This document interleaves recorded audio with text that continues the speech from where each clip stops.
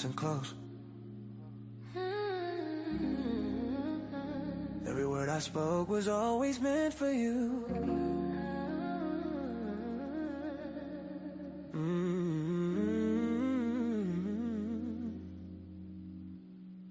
Yeah.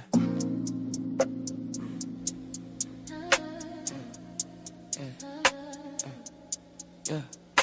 I stepped down from a throne of light, born of Judah in the dead of night. Perfect walk, yeah, I kept it clean. Every law, every commandment seen. I healed your wounds, I spoke your name. They hated truth, I took the blame. Taught you how to live God's way. Called you back when you strayed. Son of God, still flesh and bone. Crown of thorns, still sat on the throne. I laid my life down willingly, so my people could finally breathe. I saw you scattered, torn apart, still engraved on the Father's heart. Every lash, every sacrifice was me paying Israel's price. I was talking to you when I said God love the world, that truth. I gave my life, yeah, that was proof. Israel, I was talking to you. Israel, I was talking to you. I didn't come for every land. I came to free you from the hands, from your enemies, from oppression to Israel. I was talking to you.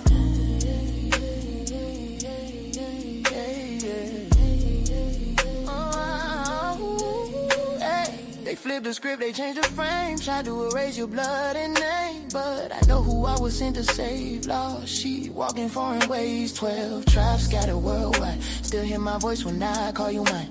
I brought repentance, wipe your sin, forgave your sins, seal your fate. Some say they Jews, but they ain't true. Time gon' show who I really knew. Every nation will bow and know my truth, that I have only ever loved you. Hold your head, don't lose your faith. I'm right on time, I don't show late. Every promise still intact. Ain't nothing I won't bring back. I was talking to you, John 3:16, yeah, that was you. Every word that I ever knew was spoken straight to Israel.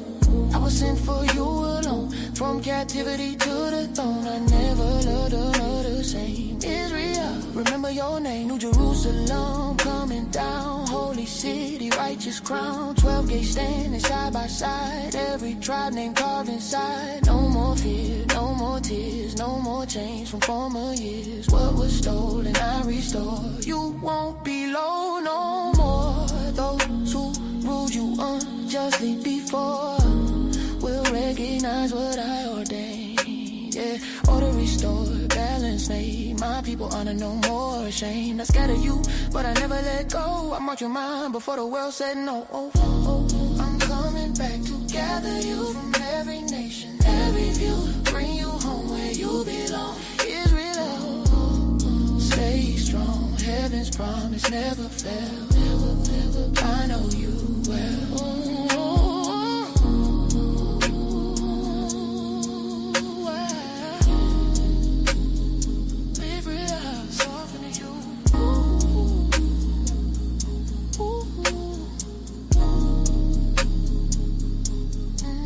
Stand firm, Israel. Your king still walks with you.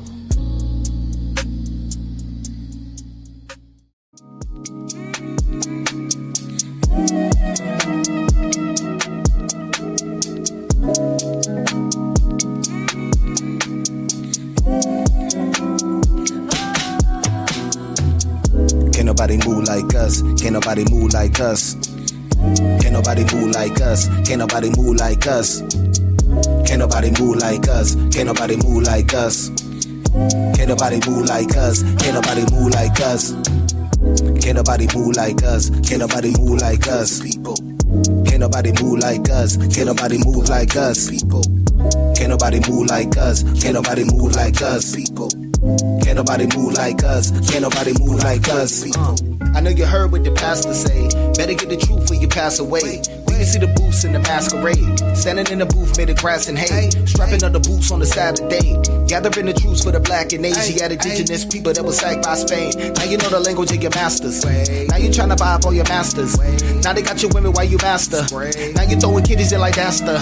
Now you love your chains and you lack escape. Never saw a day when the blacks were great because they clever saw a way they could master face.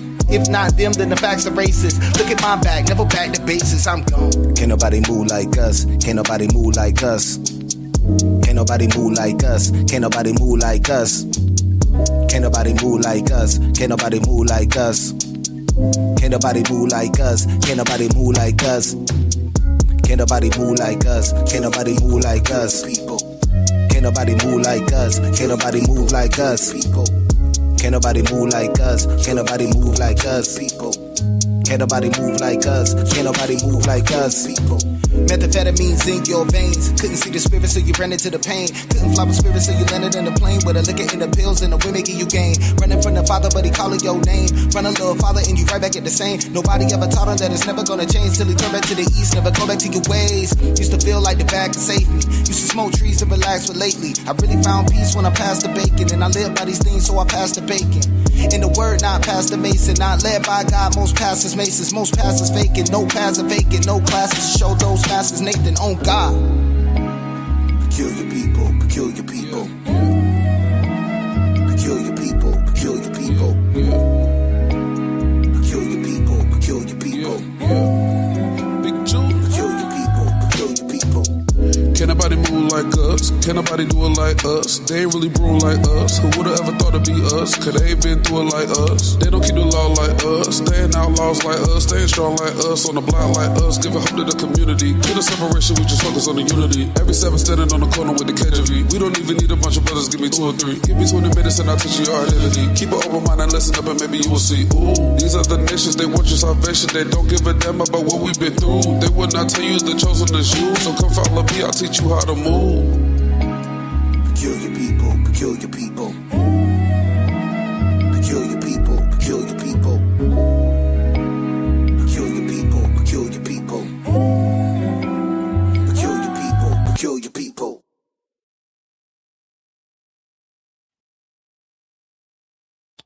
What's going on? What's going on? What's going on? Is your brother Judah? Is your brother Judah Ashar Kadash Rock?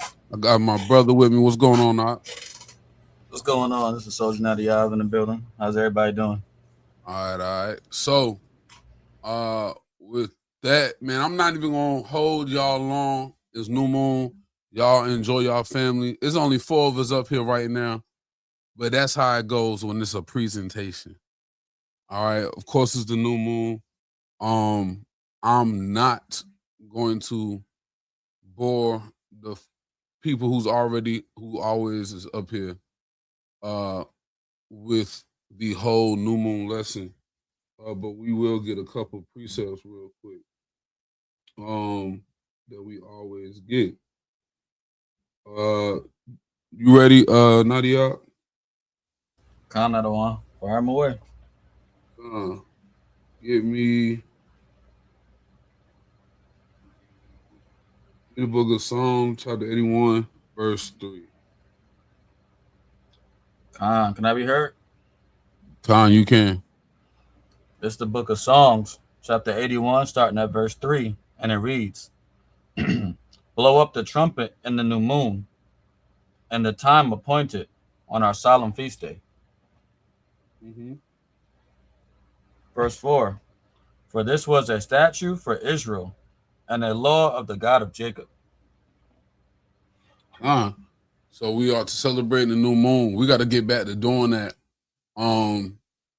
As a congregation, as a body, we got to start getting back to the new moons. That's something that we actually just started talking about, getting back into the swing of things, right?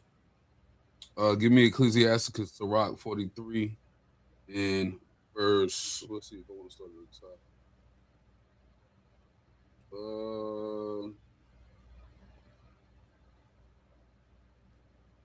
6. Start at 6.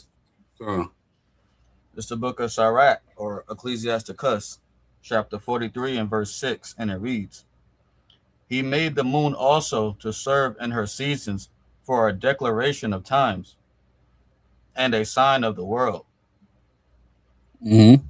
From the moon is the sign of feast, a light that decreaseth in her perfection. Uh-huh.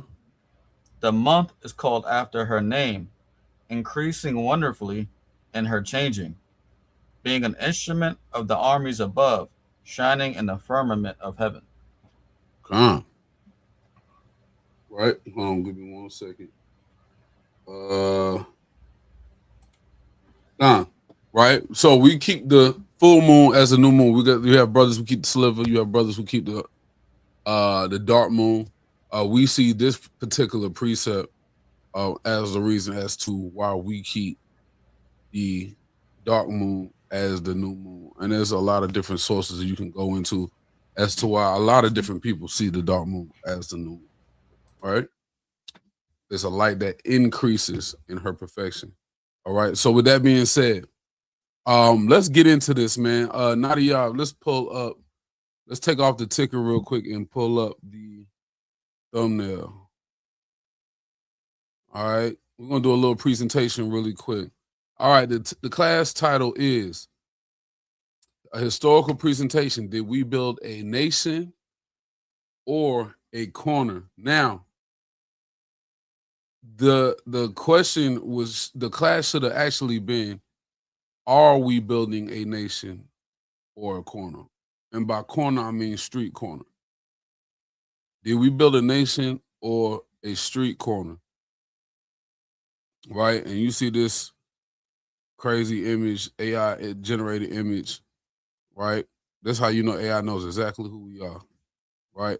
Anyway, you see the brothers on the corner, same old ancient garment, yelling, angry, pointing at a white man in the corner while, or whoever's they pointing at, while brothers and sisters are watching, right? We are going to get into a presentation. Let's go ahead and pull that off the screen real fast. Builders of a nation. What the children of Israel teach us about building civilization. All right. We are going to go into, I'm posing a question. Right? Because we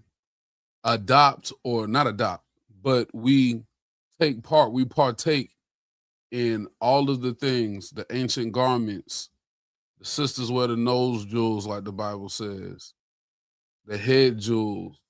The brothers wear the mitris and the garments down to the floor with the girdles. We hold the staffs. We do all of the things that we see our ancient forefathers doing.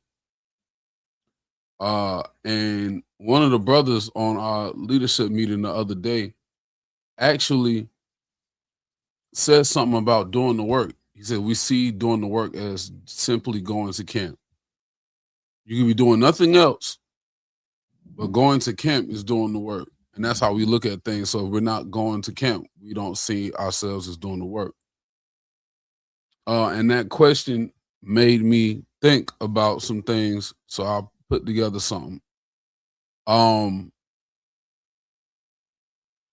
I want to know, are we displaying all the attributes of the children of Israel? Or are we just taking part in the things we enjoy or the things that are easy? I'm going to ask the question again.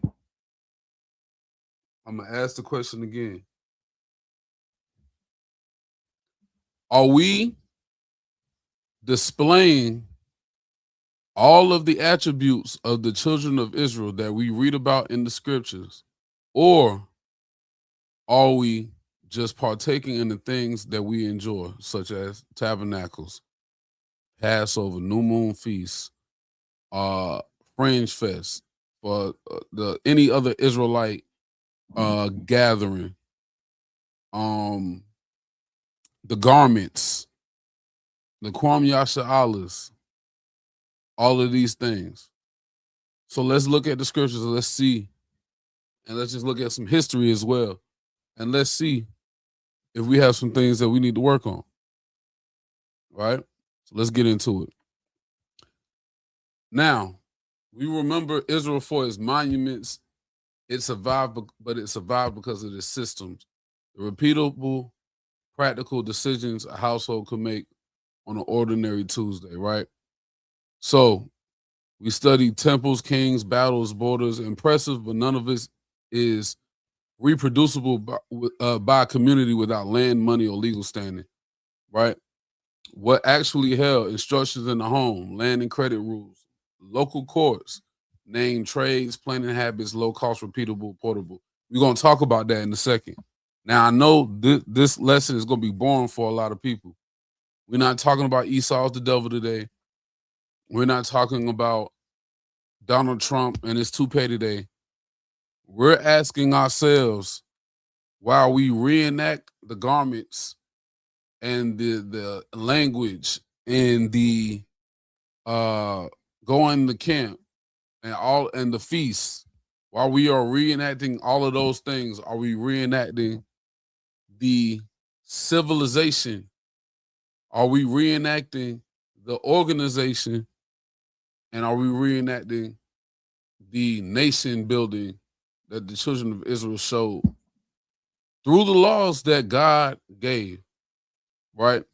Now, number 3, wide transfers. African Americans built schools, banks, mutual aid societies under slavery and Jim Crow using the same practical logic long before full freedom arrived. So we're going to look and see how our ancestors did these things through heavier diversity and adversity than we are dealing with right now, using logic that we can find in the Bible. All right, let's get into it. Hey, Salaki, Adawan. Go ahead, King. Before you go further, what do you think? Are we building a nation or a corner? I think we have been building a corner, but I think as of lately, with all of the conversations that have been being had, I believe that we are making that turn right now. Whether it's the Most High, I feel like the Most High does all things, but the Most High is allowing us to make that turn into building a nation. I need you to speak for 2 seconds. Because I would say almost neither. Because one, we don't own any corners. We're trying to get pushed off the corners, and there's going to be a famine of the word at some point. So we're probably going to be taken off of there. So I wouldn't say we're building a street corner. And as far as a nation, a nation starts at home.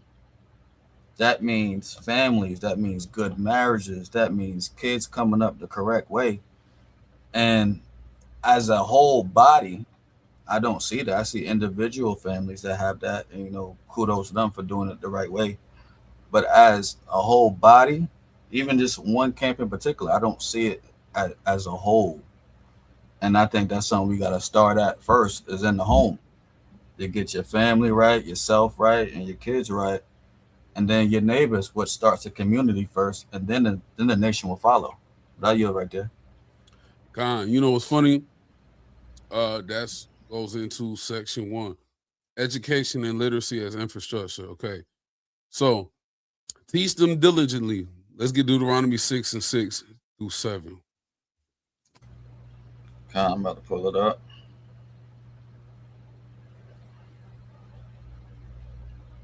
It's the book of Deuteronomy, chapter 6 and verse 6. And these words which I command thee this day shall be in thine heart, and thou shalt teach them diligently unto thy children, and shalt talk of them when thou sittest in thine house, and when thou walkest by the way, and when thou liest down, and when thou risest up. So our way of life was talked about at all times. And my son goes to daycare, which we call school, but he's about to go in like pre-K or something like that, right? But that wasn't a thing, right? The education on your nation, education on how your nation moved, education on the laws, your heritage, all of these things was your way of life. That the education itself was a way of life. That's how you didn't lose track of that's how we didn't lose track of who we were. All right. A community that teaches its own children constantly and at home does not need permission to build an education system. Let's move on. Let's get Deuteronomy 31, 12 through 13. I just realized it was on the screen. I'm going to read off the screen. Yeah, come on. This is the book of Deuteronomy, chapter 31 and verse 12. Gather the people together, men and women and children, and thy stranger that is within thy gates, that they may hear and that they may learn and fear the Lord your God, and observe to do all the words of this law, and that their children, which have not known anything, may hear and learn to fear the Lord your God, as long as ye live in the land whither ye go over Jordan to possess it. Get Nehemiah 8 and 8. It's the book of Nehemiah, chapter 8 and verse 8. So they read in the book, Salakia, so they read in the book in the law of God distinctly, and gave the sense, and caused them to understand the reading. Right? So everybody was in the room, men, women, and children, to get the education. What was his education? The law of God, the history of our forefathers. So the men, women, and the children got it. If the men were out, what do you think the children was doing with the women? They were still learning these things. Not saying that was a constant part of the day, right? But everybody was assembled together, and it was made sure that everybody understood, right? Now, when you think about ourselves and you think about the other nations of people, when you look at the children of the so-called Chinese man, the children of the so-called Arab in their natural habitat, right? And when I say their natural habitat, around their own people, right? You see that everybody in the room understands what's going on. Even when you see the other nations doing crazy things that is part of their heritage, the children be right there looking, and none of them be crying, nothing, because everybody understands. Because everybody is educated, right? Let's continue on. Okay, cool. So, historical note: Ian M. Young, 1998. His studies of Israelite literacy find writing widespread, well beyond palace and temple staff. Israel instructions mandate is unusually broad next to neighboring cultures where literacy stayed inside a scribal elite serving the state, right? So we kept our literacy internal. We kept our education, our important things, from what I am reading, internal, right? And made sure that we had access, our scholars had access to the education. Nowadays, we learn our history from white people. So much so that there are people now saying that we were never slaves in the first place. We never was on the slave ship. And here's the thing. How can you counter that? Have you seen a slave ship? You seen ships that they say was a slave ship. But do you know what I mean? Different things like that. So our people are now being like, you know what? We were just told that. And because we were just told that, now we could be told anything. Right? So let's look at the same move of the education and the literacy as the infrastructure of building a civilization. Let's see how we applied it in America. Because once again, we are showing how we have used these practical things. Even if we did not know it, we was using practical biblical principles to do what we were doing, even in the worst of times, Jim Crow, all other sorts of adversity. So freedmen schools, formerly enslaved people, taxed themselves to fund teachers and buildings before any state would. HBCUs turned scattered classrooms into permanent accredited institutions.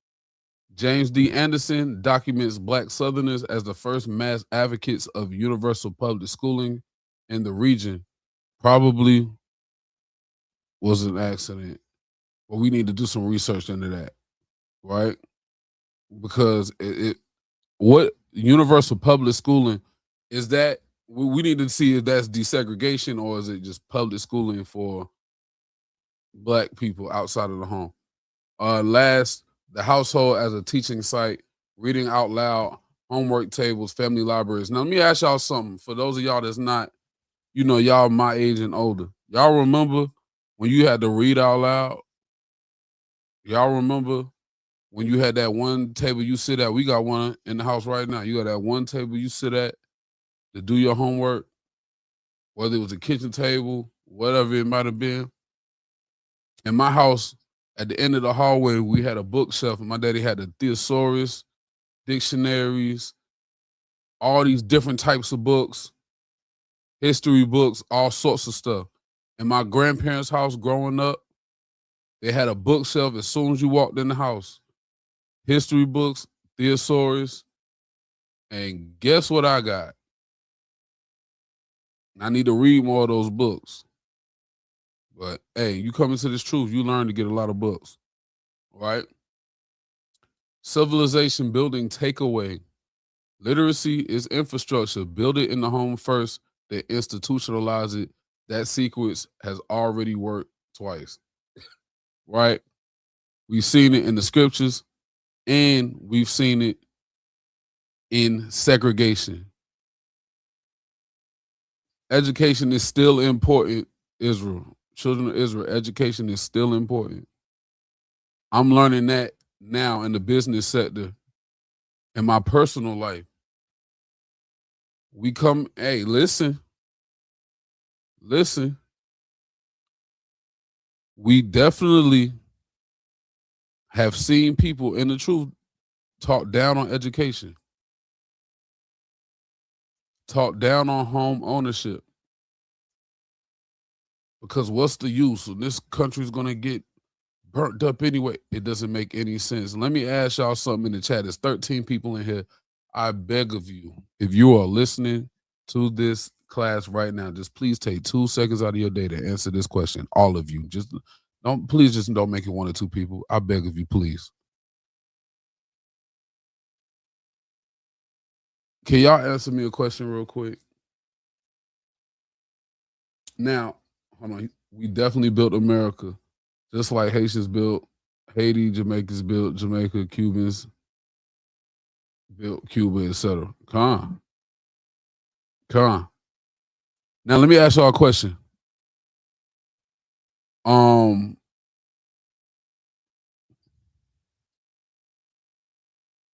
gotta word my question the right way. For those people who say, "Hey, what's the use of education? What's the use of home ownership? What's the use of this?" You know what I'm saying? It's white man's kingdom. This is Esau kingdom. All this different stuff, right? Let me ask you something. If no man knows the day nor the hour when Christ is going to return and get us up out of here, and you don't know the day that you're going to die, meaning you're going to pay bills until the Most High calls you out of here, why is it cheaper to pay a mortgage or is it cheaper to pay rent? Somebody answer me a question. Because the pull the class title up again, Nadia, please. Right? Did we build a nation or a corner? We're talking about nation building. So when you have teachers saying, what's the point of buying a house in this white man's kingdom? What's the point of doing this and doing that? We have to think about what makes sense and what does not. Is it cheaper to pay rent or is it cheaper to pay a mortgage? Sister Sky said a mortgage. Salakia. But and a follow-up question.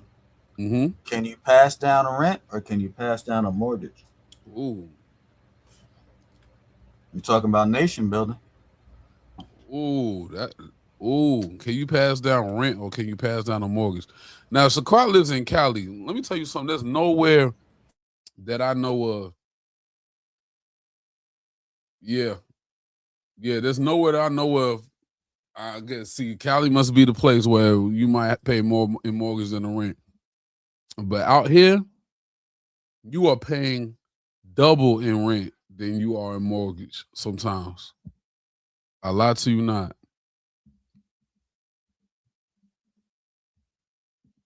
Yeah, we don't pass down Section 8 out here.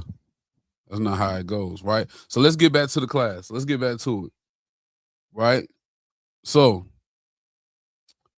literacy is an infrastructure. Build it in the home first, institutionalize it. That secrets have worked twice already in the scriptures, and we've seen it in today's time, right? Now let's continue on. Now let's look at some of these economic principles from the Bible. Let's get Leviticus 25. We're going to read verse 10 and we're going to read verse 23.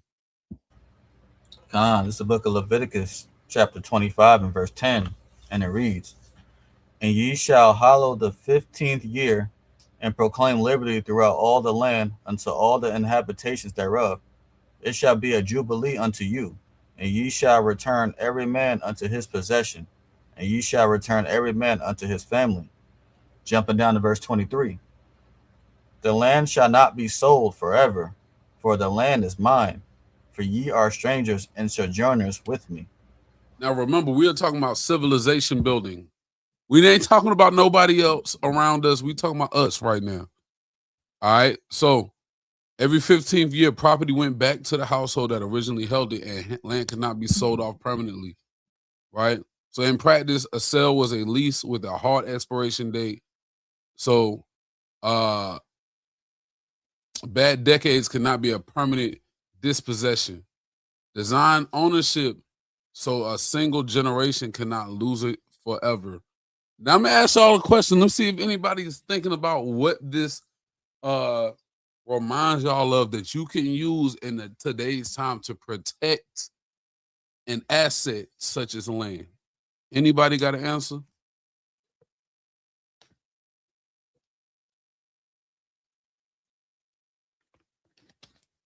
Anybody? Because we got to get through these slides. Anybody? So this is an educational class. You know what I'm saying? This is an educational class. Hope y'all ain't asleep.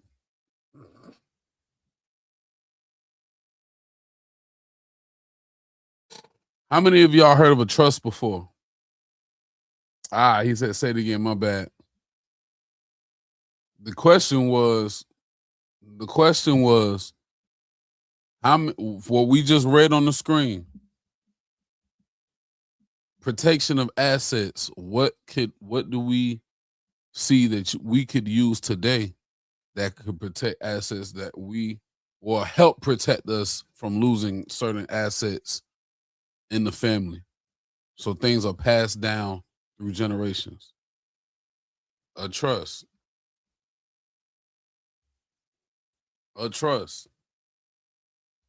A practical avenue to do something we see in the scriptures, even though this is a law that's given by the Most High.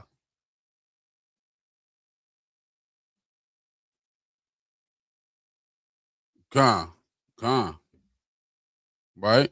Just protecting assets. Right? Let's continue on. I'm going to ask the question 1,000,000 times. Are we building a nation or a street corner? Right? Because if we looked at this as much as we looked at the debate scriptures, I'm just thinking about my time in the truth. I'm gonna be honest. I'm gonna be real with y'all. When we came into the truth was all about debating what scriptures you knew. And I knew, kind of sort of knew early on, it's like, dang, we only talk about certain things and only pull certain scriptures. And I was like, yo, there got to be more to it, but I'm not gonna lie, until about 5-6 years later, now I'm getting it. We call the Bible basic instructions before leaving earth. People in the truth even use that acronym, right? But we do not we just look at history as history, laws as laws, what can apply to us now, we just use, but then there's laws about finances There's history about finances. There's history about judgments. There's history about decision making. We don't cosplay that. We only cosplay the garment and the language and the feast days that we like.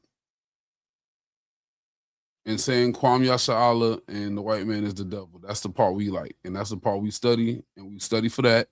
And that's it. All right. Let's continue on. All right. A built-in safety net. Let's read that, none of y'all. Just the book of Deuteronomy, chapter 14, starting at verse 28. And it reads, At the end of 3 years, thou shalt bring forth all the tithe of thine increase the same year, and shalt lay it up within thy gates. And the Levite, because he hath no part nor inheritance with thee, and the stranger, and the fatherless, and the widow, which are within thy gates, shall come, and shall eat and be satisfied, that the Lord thy God may bless thee in all the work of thine hand which thou doest. Go ahead. We can read the next one. This is Leviticus chapter 19, starting at verse 9, and it reads, And when ye reap the harvest of your land, and thou shalt not wholly reap the corners of thy field, neither shalt thou gather the gleanings of thy harvest, and thou shalt not glean thy vineyard, neither shalt thou gather every grape of thy vineyard. Thou shalt leave them for the poor and stranger. I am the Lord your God. Now, we've read these before, right? We heard about these before. A fixed share of production, crops, right, was stored and spent on the people, right? That says most likely to fall out of the economy, right? But let's continue on. Harvesters were required to leave the field edges and falling crops, right? The falling grapes. I'm not sure if it's just the grapes or whatever. Because only reason I'm saying that, it could be whatever, but it says thou shalt not glean thy vineyard, so it probably was, right? But it was so that the poor could gather food rather than begging, right? It was a act of what's the word I'm looking for? It was an act of keeping dignity within the poor, right? The poor doesn't have to go out and beg for food. The Lord provides them with the food and gives us a safety net to make sure that happens in the law. Right? Let's continue on. Let's talk about credit, right? Now, we all know credit is in the scriptures. Let's read that. Right? And you know what, bro? There's so many slides in here. It's a lot of them. It's a lot of them. I want to go over all of them, but we probably won't do that. I'm going to try to, though. Let's go. This is the book of Deuteronomy, chapter 23 and verse 19, and it reads, Thou shalt not lend upon usury to thy brother, usury of money, usury of victuals, usury of anything that is lent upon usury. Unto a stranger thou mayest lend upon usury, but unto thy brother thou shalt not lend upon usury, that the Lord thy God may bless thee in all thou settest thine hand to in the land whither thou goest to possess it. Okay, so historical note. In ancient Judaism, Max Weber reads these rules as one coherent system: land tenure, tithing, gleaning, and interest limits all push against wealth concentrating in a few hands. Application today: Greenwood, Tulsa, Oklahoma. Black Wall Street, $1 circulated inside the district before it left. Rotating credit associations pooled savings and lending members' capital at no extractive cost. Black-owned credit unions and CDFIs keeping deposits and lending decisions local, right? So keeping credit inside the community is a civilization takeaway, and price it for the borrower and not the lender. Now, this is key. Price it for the borrower and not the lender. Let me ask y'all something. Most places that are giving, and I'm going to go right to the next slide after this. Most of the places that are offering you credit, is it priced for you to win at the end of the deal, who is it priced for? Real quick, who's it priced for? It's priced for the loaner to make money off of your expense. Right. And then, okay, let's talk about the terms and conditions of that loan. Who is that? Who is that to the advantage of? The one giving out the loan. Mm. It's And like if you legal loan shark. right now, if you default on that loan, brother, what now? If it's something that can be repossessed, they'll come and get it, right? Yep, and they'll sell it again. And then they will sell it again. Mm-hmm. So, is the credit priced for the borrower or the lender? It's priced for the lender.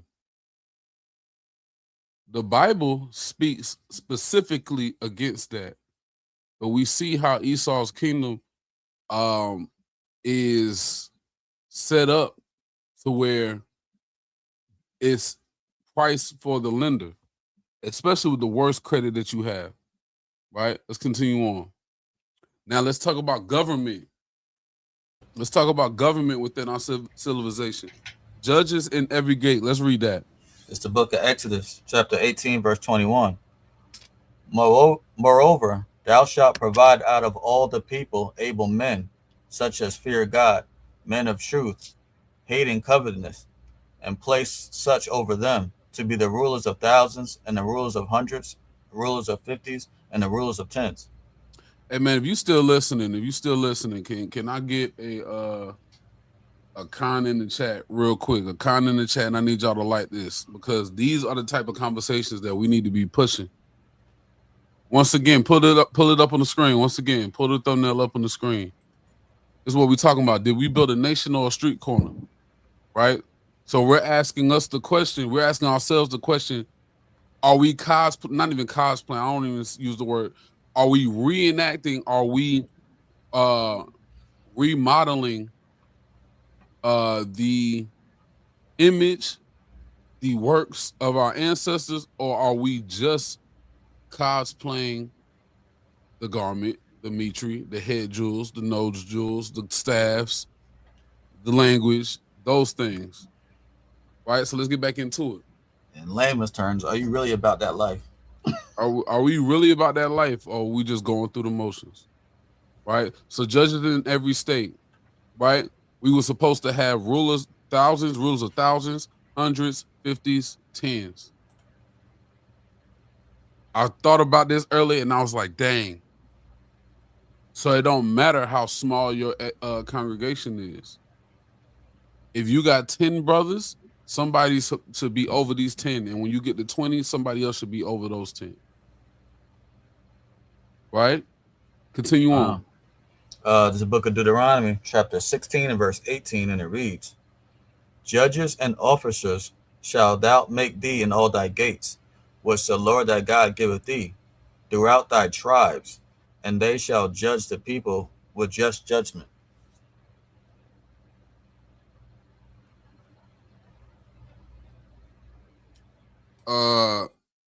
Let's see. Say that one more time. Let me read it again, Adawan. Yeah, one more time. This is the book of Deuteronomy, chapter 16 and verse 18. Judges and officers shalt thou make thee in all thy gates, which the Lord thy God giveth thee, throughout thy tribes, and they shall judge the people with just judgment. All right, Khan. So Moses was told to stop being the only decision maker and to appoint capable, honest people over thousands, hundreds, fifties, tens. Right? We had courts at every gate, so disputes were settled by neighbors within walking distance. Right?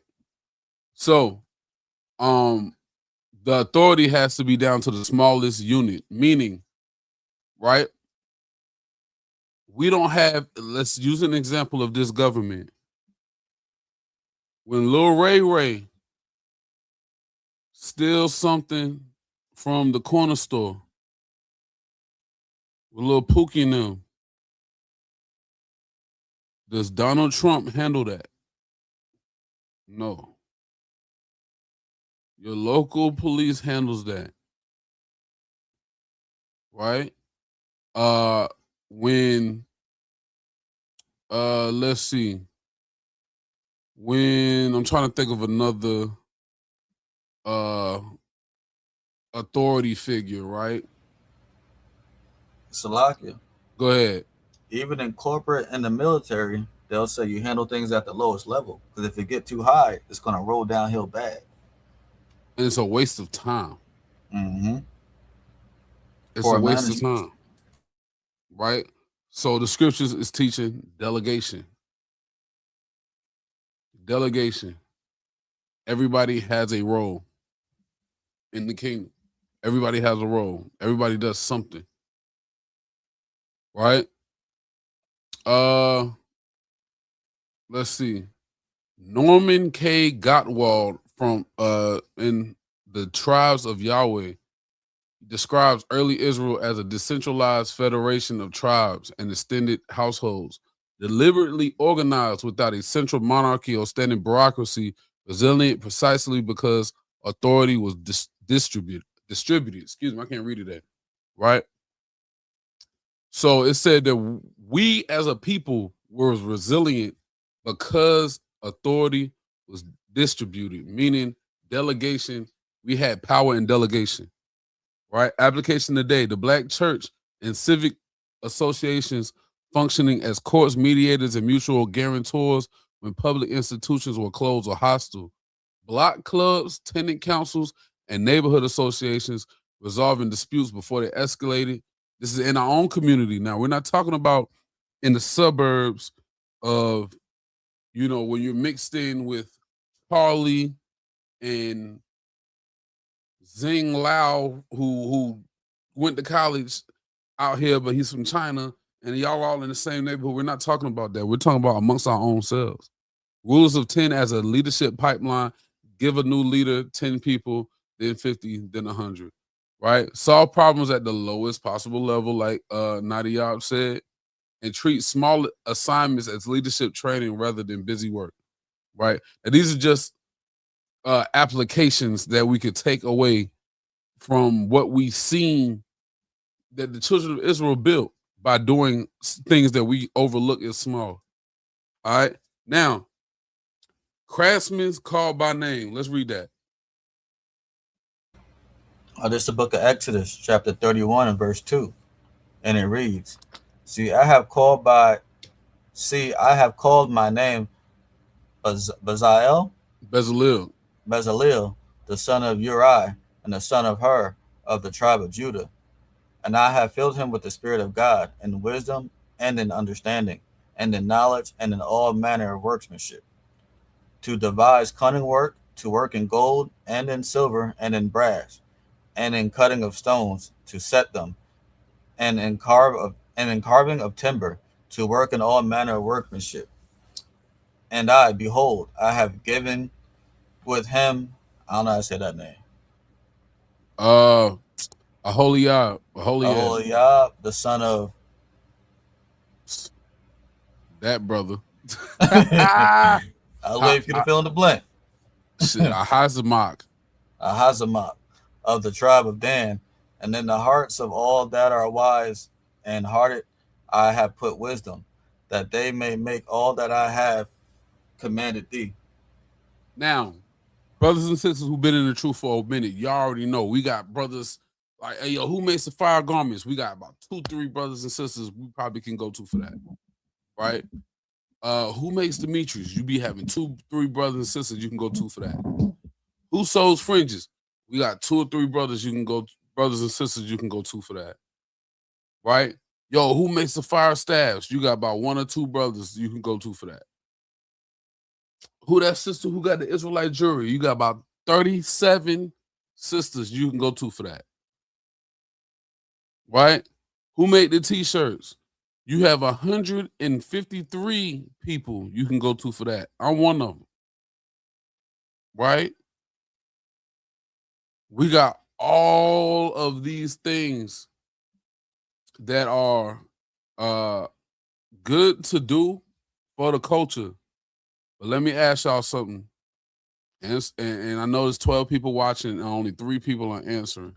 I want to know, How many of us know, and not a brother who is of the 12 tribes, I'm talking about a practicing Israelite in another organization, your organization, congregation, whatever, that's a plumber? How many do we know that builds houses? How many do we know that's an electrician? How many do we know that that's a lawyer? How many do we know that's a doctor?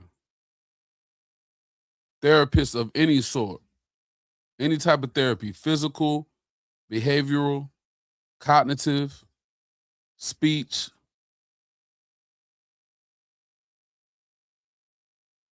How many do you know that is a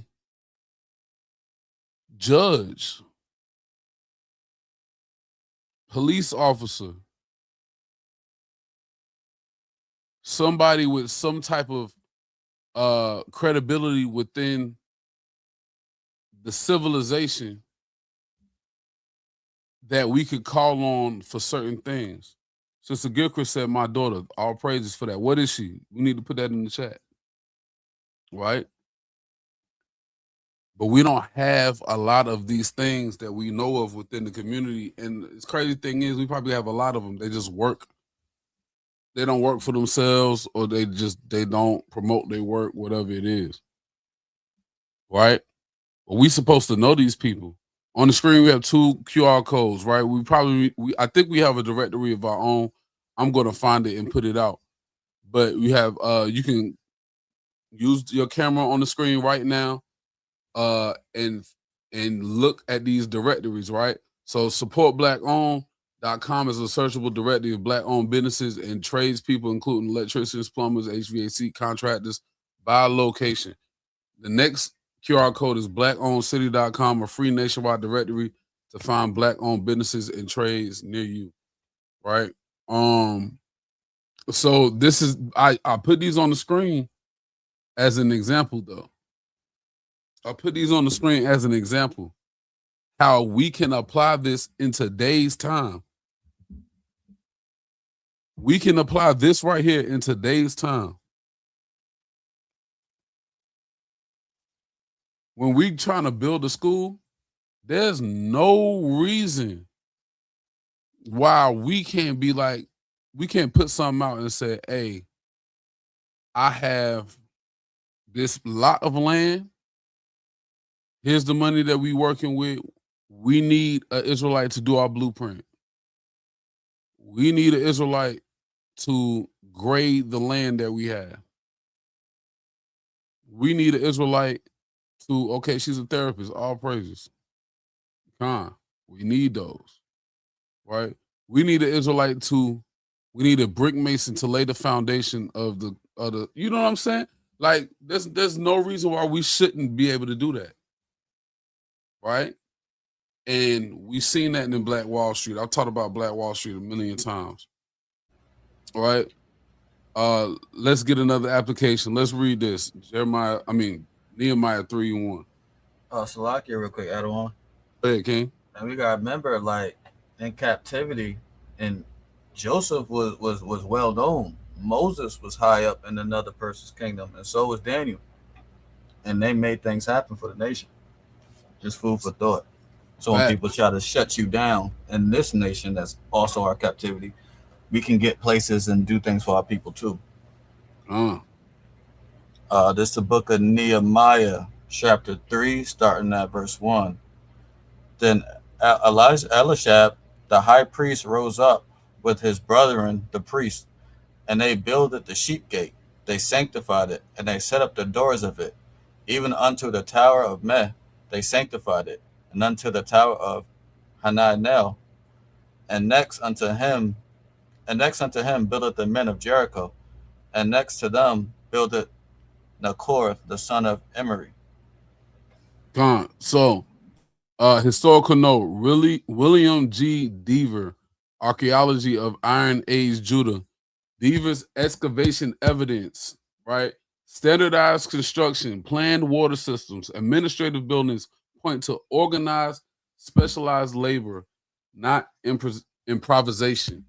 Meaning, even in the early days of Judah, this archaeologist is saying that he has evidence of excavation, specialized labor.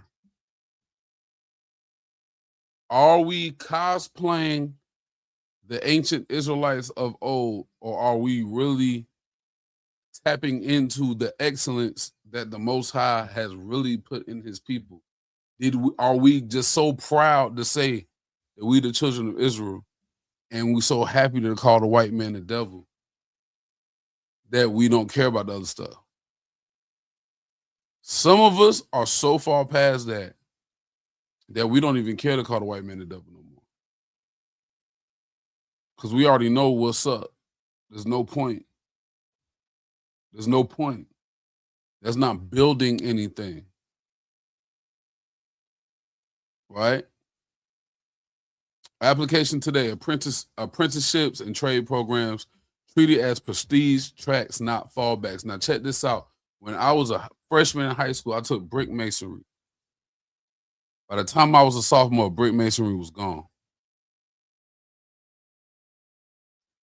So what do we have to do?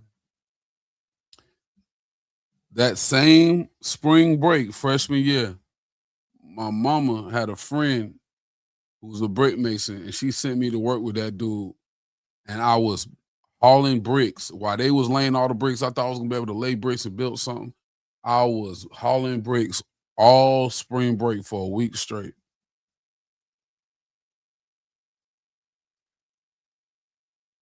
And then I got to lay some bricks, right? But these types of lessons, that black man, and he paid me for it, right? I was like 14. These are the types of things we got to bring back into our community, because we didn't call these corporations that we call to fix things in our homes. We had people amongst ourselves that was doing it, right? Let's continue on. Nope. Nobody had to supervise the ant. Go ahead. It's the book of Proverbs, chapter 6, starting at verse 6, and it reads, Go to the ant, thou sluggard, consider her ways and be wise, which having no God, overseer, or ruler, provideth her meat in the summer and gathereth her food in the harvest. The children of Israel had a culture of discipline and delayed gratification. Now that's something I deal with. I don't like delayed gratification. I want to go get it. I want to get it now. But as of late, as I've been building things that I've been building, I'm cool with the wait, because when I put it out, it's going to be good. Right? We had a culture of discipline and delayed gratification. When we look at all the other cultures that are closer to the ancient world than we are, they have a lot of discipline, because guess what? Discipline was the difference between whether you ate today or not. Right? Discipline is the difference of whether you had water in your house today or not, in those different areas. So as a child, you are brought up with, you don't have a choice. If mommy and daddy don't bring home this jug or this pail of water, we don't drink today. You learn real quick, oh, I got to get my behind up so I can get some water today. You know what I mean?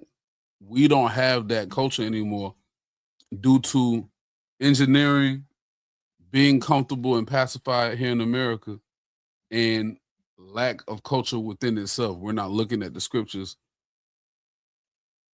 with a magnifying glass, if you will. So amongst ourselves, amongst our households, we have to teach people how to work without supervision towards outcomes they can't even see yet. And that's very hard to do. It's very hard to live amongst people who can't see a vision. Right? Where would I end? Said another thing about the ant, you don't see them fighting over what their position is, nor who's producing more or less. They are working together. Gone. Right? That's because everybody has a place, and it's already set in stone what the place is. right? But let's get the precept on faith real quick. Let's pull that real quick.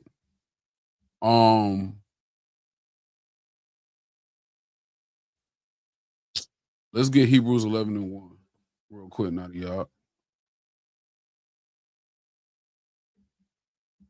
Khan, this is the book of Hebrews, chapter 11 and verse 1, and it reads, Now faith is the substance of things hoped for, the evidence of things not seen. So you can't work with people towards any outcome that don't have any faith. You can't do it. You cannot. I just made a post on my business page. I'm gonna read it to y'all. Let me go to it real quick. It says, I got a doggone sign into that page. Nope, I can get it right here. The quote says, if you let the doubt of others turn into self-doubt, your plan won't work. It's almost impossible. The scriptures say, where 2 or 3 are gathered in my name, I am in the midst. So let's think about that. Let's put that same aspect when it comes to faith and building something. If one person out of the 3 really has faith, the other 2 is like, I don't know. It's hard to build with that person. And it's hard for them people to be an ant in your colony. Because how hard do people work when they don't really believe? If you got a job where you wasn't sure whether you was getting your paycheck or not, how hard would you really work with no supervision? Y'all don't got to answer that. Let's move on.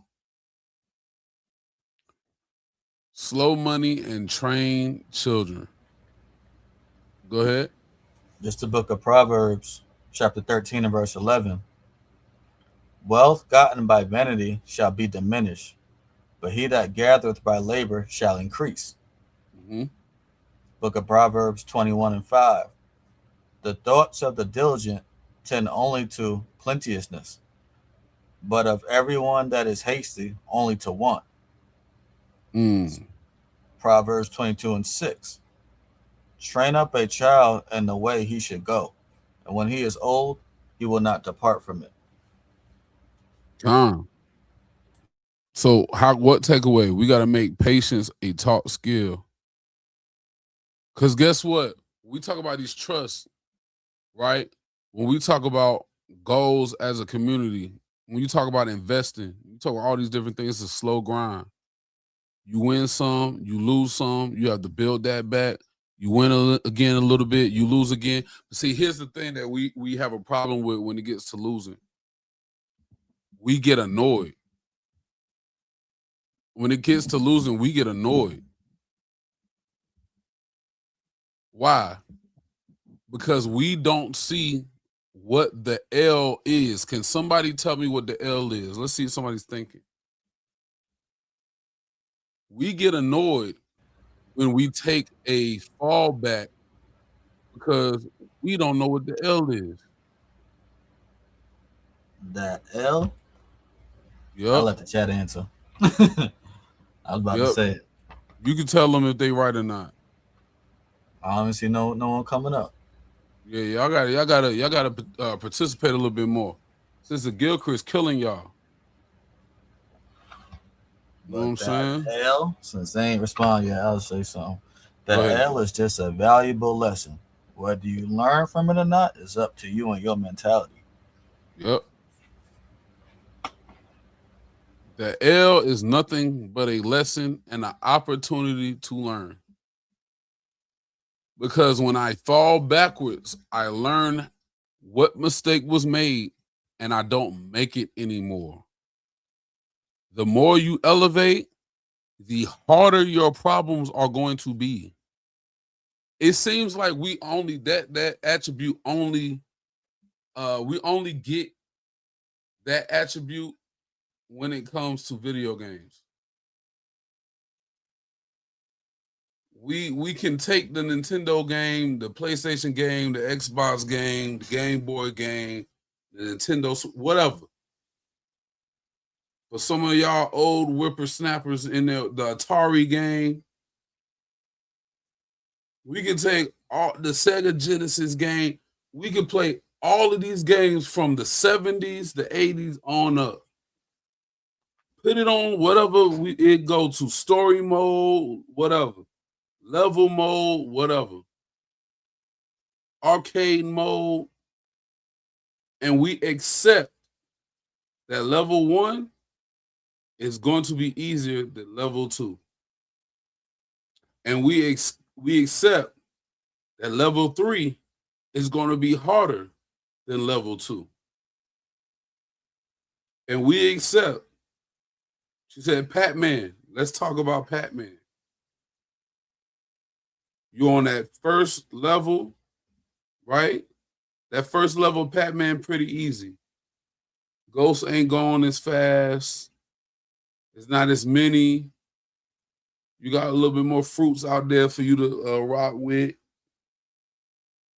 You know what I'm saying? He said, honor the hoary head. Right? Right? Then you beat that level. Then you got 2 mazes to go through. And then it continues on, and it continues on. But the game Pac-Man couldn't end there. They made new ones. And they harder. So let's put that into life. If we accept that level 1 is easier than level 2, but level 3 is harder than level 2, why do we think in life we're going to get easier problems the more we elevate? We see wealthy individuals, we see their life before, and then we see their life after, and we say, oh, their life must be so easy, right? But while you're worried about a $100 light bill, they are now worried about taking care of their whole family. Like it's different problems for different levels, right? So we have to learn patience. We have to learn planning, right? Goals, the trust, all these different things we were talking about. This is a thing that we have to have as a culture again.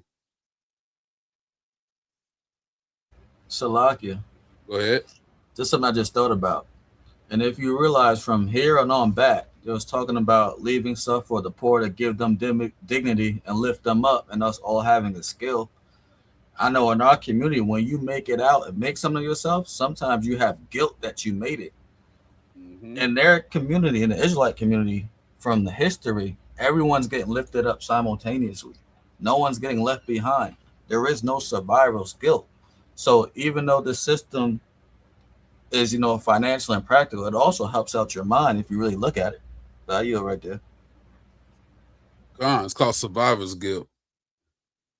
And you know what?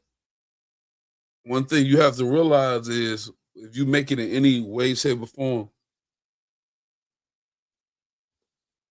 somebody has to be the worker. Everybody can't make it, and there's a reason why. So you get survivor's guilt, right?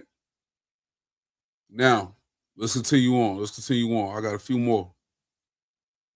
Building institutions under occupation and in exile. Build anyway, right where you are. Read. It's the book of Jeremiah, chapter 29, starting at verse 4. Thus saith the Lord of hosts, the God of Israel, unto all that are carried away captives, whom I have caused to be carried away from Jerusalem unto Babylon. Build ye houses and dwell in them, and plant gardens and eat the fruit of them. Take ye wives and beget sons and daughters, and take wives for your sons, and give your daughters to husbands, that they may bear sons and daughters, that ye may increase there. Yeah, ye may be increased there, Salakia, and not diminished. And seek the peace of the city, wherewith I have caused you to be carried away captives, and pray unto the Lord for it. For in the peace thereof shall ye have peace. Now, now watch this.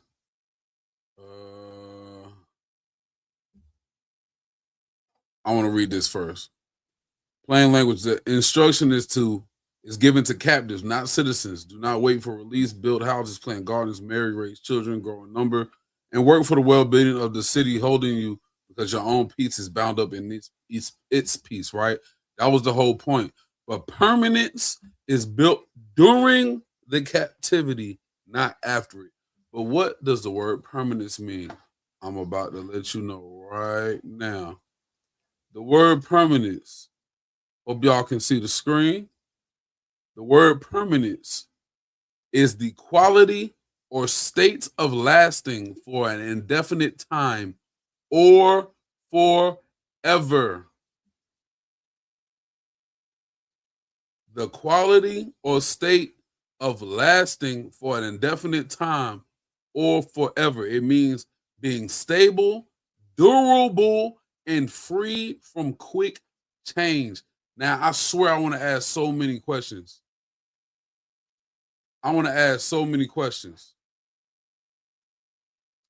Free from quick change. What does that mean? Nadia, you can answer that. It says it means to be durable, stable, and free from quick change. What does that mean? Which part? The durable? Free from quick change. That can mean many things, really. If you look at our position that we're in right now, losing your job is a quick change. Losing your house is a quick change. Health problems are a quick change. Let me ask you something. Yeah. On those, losing your job, losing your house, health problems. You said those are quick changes. Things can happen in an instant, right? Those things are quick changes that can happen in an instance. If what? If you haven't really been doing what the scripture just told you, if you're not raising your kids right, if you're not eating right, if you're not building houses, if you're not diligent. Because permanence is built during the captivity, not out of it. And permanence means the quality of state of lasting for an indefinite time or forever. Being stable and durable. Being stable and durable keeps you free from quick change. Being able to, when you're financially stable, you're never worrying about whether your lights will be cut off one day, because you're free from quick change. Your financial standing is durable, right? Brothers, the brothers who work out, I'm sure you feel more durable than others. And the health problem, like Nadia said, is a quick change that you are freer from than other people.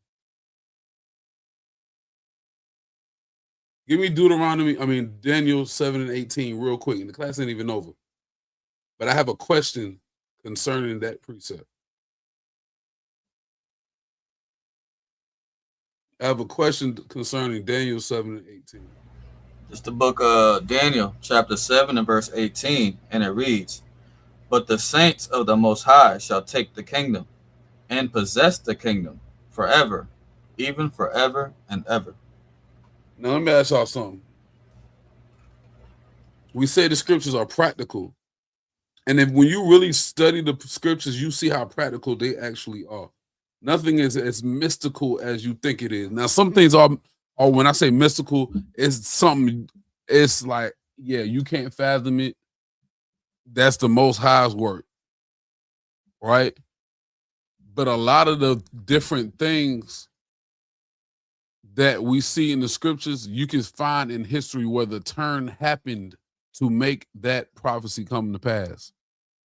Now, the scripture said the saints of the Most High shall take the kingdom and possess it forever, even forever.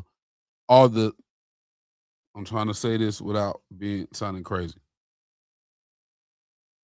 Are a bunch of niggas who don't know how to, or who have not studied, and we understand the Most High is going to make all things clear to us and all of these different things. But do you think the righteous of the Most High, the people who have been trying to prepare for this, are going to be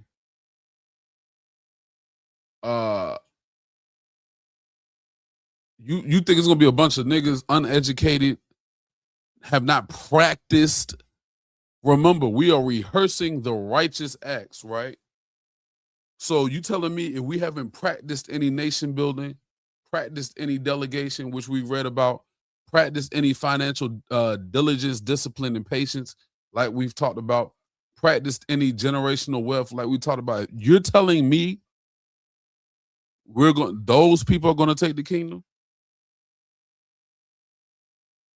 Or are we to be practicing how to live in our own kingdom now? Another question, how many times do we see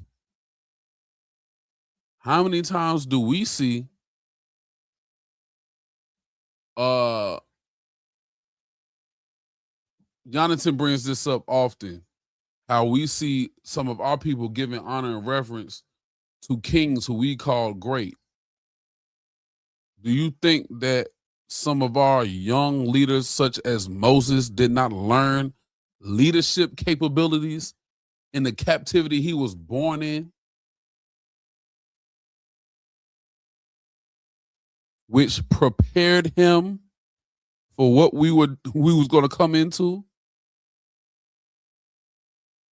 Was Goshen not preparation? Was Goshen not Jeremiah 29, 4-7?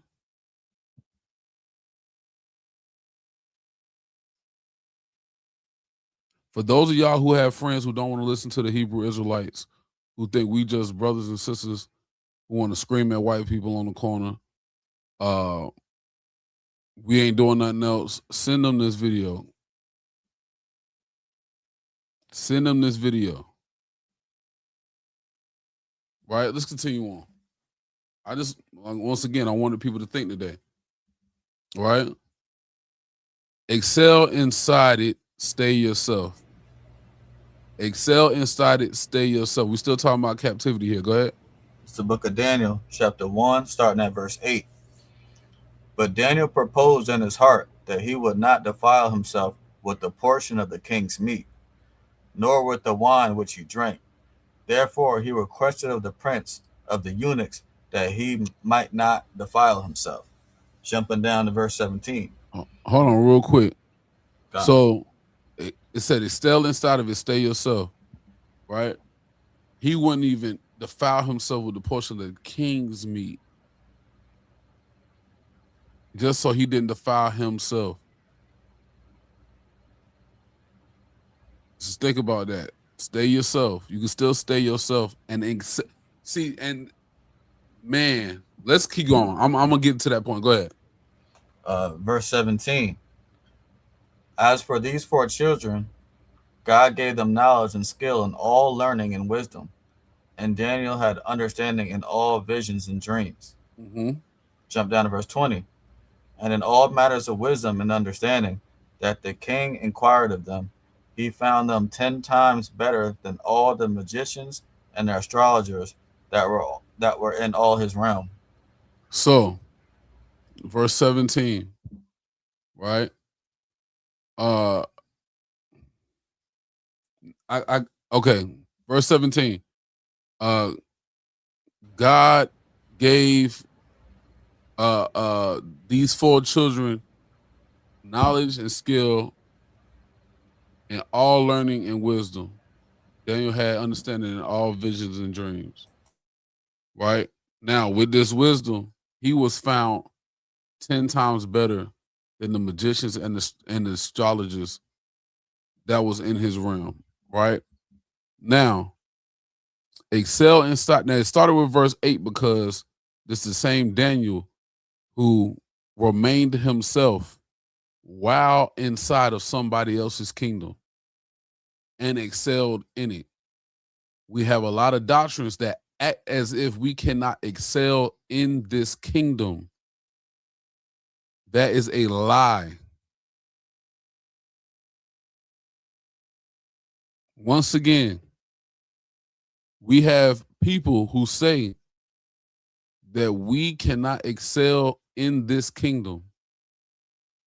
That is a lie.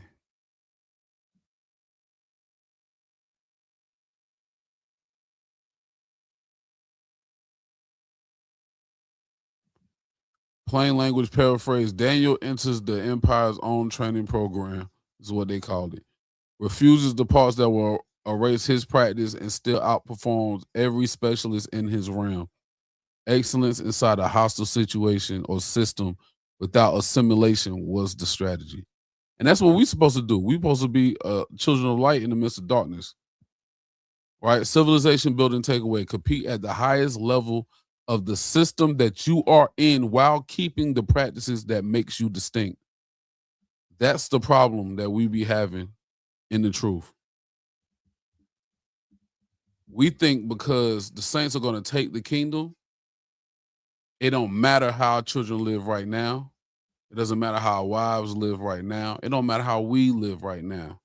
It don't matter if we are not competing at the highest level at all, which is a lie. We are supposed to compete at the highest level. We're supposed to still be the best in captivity while still being who we called to be. Let's continue on. Right? Let's see. Do I want to talk about this? No, I don't want to get into this. Let's continue on. 6 repeatable principles. Teach every generation directly and constantly. Number 2, build economic structures that keep wealth and land inside the community. Number 3, solve problems locally, train leaders in small groups. Now, what are we talking about locally? We're talking about within ourselves as Israelites, right? Number 4, respect and develop skilled trades is called infrastructure. Number 5, teach planning and delayed gratification as a way of life, aka discipline. Number 6, build institutions now wherever you are, regardless of current freedoms or power. Meaning, get rid of the excuses because we didn't have those. None of the 6 requires sovereignty, capital, or permission. 1 principle, 1 local action. Each group takes 1 principle, names 1 concrete action that will start in this community within 30 days. Now, this is just like exercise that could be done. This could be something that could be in your household. Just an exercise, right? And y'all can look at this. Y'all can pause that. All right, 5 questions. What's currently taught in your household on purpose, and what is only being absorbed by accident? And then I would add the question: what's being absorbed on purpose? Absorbed on purpose, because something being taught and something being absorbed is 2 different things. Number 1, a teacher teaches a student. You hope the student absorbs it, right? But students, especially children, can absorb a lot of different things on accident, right? Such as, let's get a precept.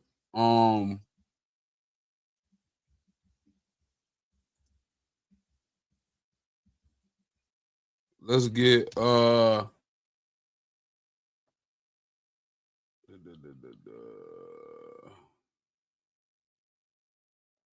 let's get 1 Corinthians 15:33.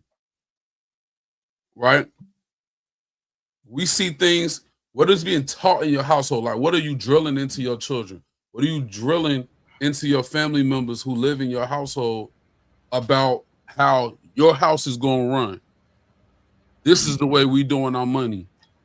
This is what happens when mommy and daddy passes away. And this is how y'all are moving. In this situation, we move like this. This is what the Bible says about this. And then what is being absorbed on accident? About things they're hearing throughout the house, like the baddies, Zeus, Network, and what's some other crazy ones? All the ones that's ran by all them gay black men that our sisters love so much. Our sisters don't never have no doggone money for nothing, but if it's one of them Zeus subscriptions, they got the money for it. I had to get on y'all real quick, Slocky. Y'all, you know I love y'all. All right. Read that real quick, Nadia. Is this being absorbed by accident? Go ahead. It's the book of 1 Corinthians, chapter 15 and verse 33, and it reads, "Be not deceived. Evil communications corrupt good manners. Come. Awake to righteousness, and sin not. For some have not the knowledge of God. I speak this to your shame." Wicked communication corrupts good manners. So are your children, is your wife, brothers, are you absorbing BS all day more than you are teaching and absorbing quality information on purpose? And if you need to know the answer to your question, go to your YouTube algorithm. What is that? What pops up naturally? Not you typing up anything. What just comes up? Your TikTok algorithm, what's on your For You page? Your Instagram, what's on your feed? That's going to tell you what you are absorbing on purpose, right?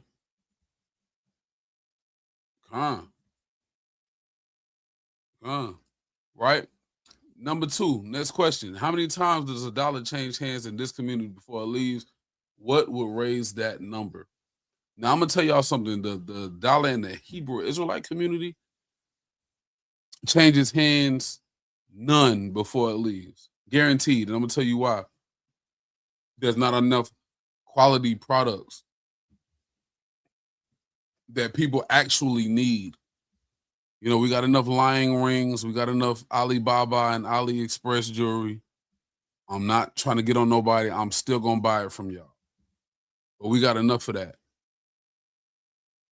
We don't have real deal products that we actually need, like food. You know what I'm saying? Things like that we actually have to buy to survive, to be able to make sure that it touches more hands in our community before it leaves. That's just food for thought. Third question, which problems are being escalated upward that neighbors can handle themselves? How many problems are hitting YouTube? Y'all can hit up Smooth like Butter. Y'all need that. That's an actual need, right? That's a product you actually need.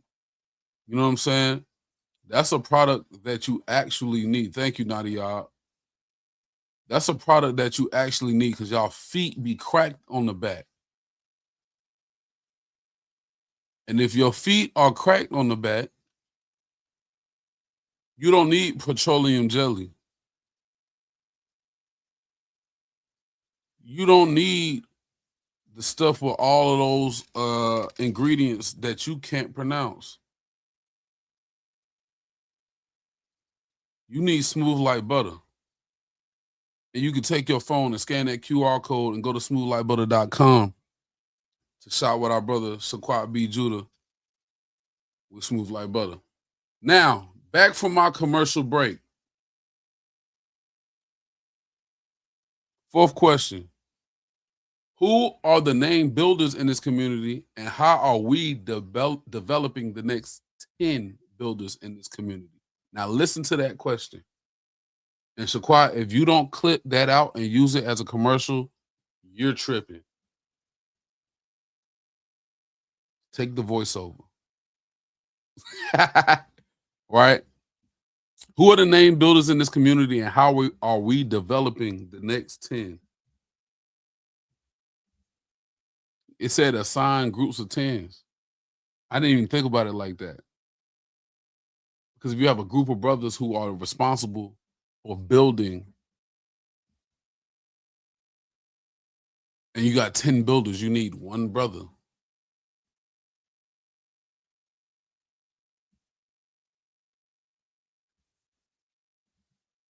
You know what I'm saying?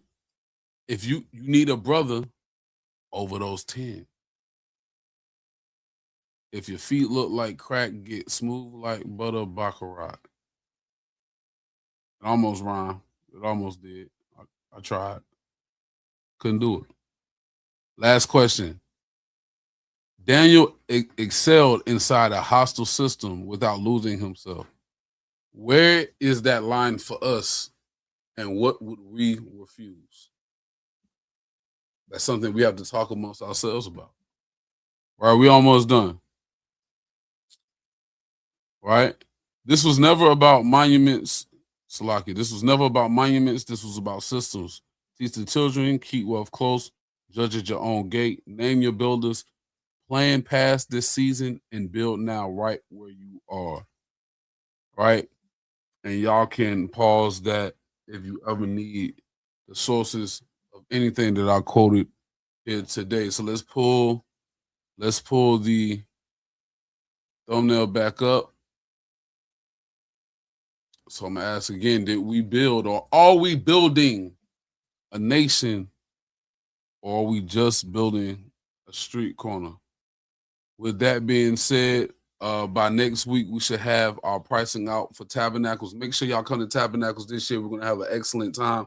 We're going to have a family and friends day. Listen, if y'all on the East Coast, y'all near North Carolina, all right, listen, I need y'all to invite your friends to the last day, that Sunday.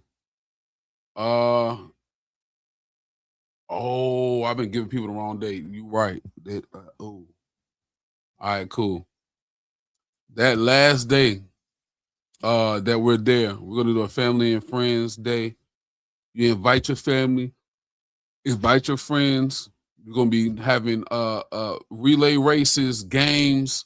We're gonna be cooking on the grill. We're gonna have a good time. Kickball, wiffle ball, 3-legged races. I think they said they're gonna do all of that good stuff like that. Listen, we got to get back in the swing of things. We got to get back in the swing of things. We got to get back in the swing of things. Y'all got to start coming out. Y'all got to start coming to these feasts, and bringing your families with y'all. Y'all got to start coming to these feasts and bringing your families with y'all. Let's get back in the swing of things. Listen, even when you don't feel like doing, man, you need to do. This is a great time. We're not going to be doing too much. This is a time for you and your family to come and relax. You and your family to come and relax. Chill by the campfire, chill with your children. All the children are going to be out there playing, having a good time. All right, you got to register in order to get the information, all right? So with that, I am your brother, Judah. So I'm the servant of the Yah. We are Anointed House of Saints, all right? And we believe the Most High is going to take the kingdom. He's going to let us take the kingdom forever and ever, even forever, by Hashem Mashiach Yahweh Shah, but it's going to come through building a nation, not a street corner. Happy new moon. Enjoy y'all family. We'll see y'all on Sabbath morning brew. Shalom. Shalom. This is not a test.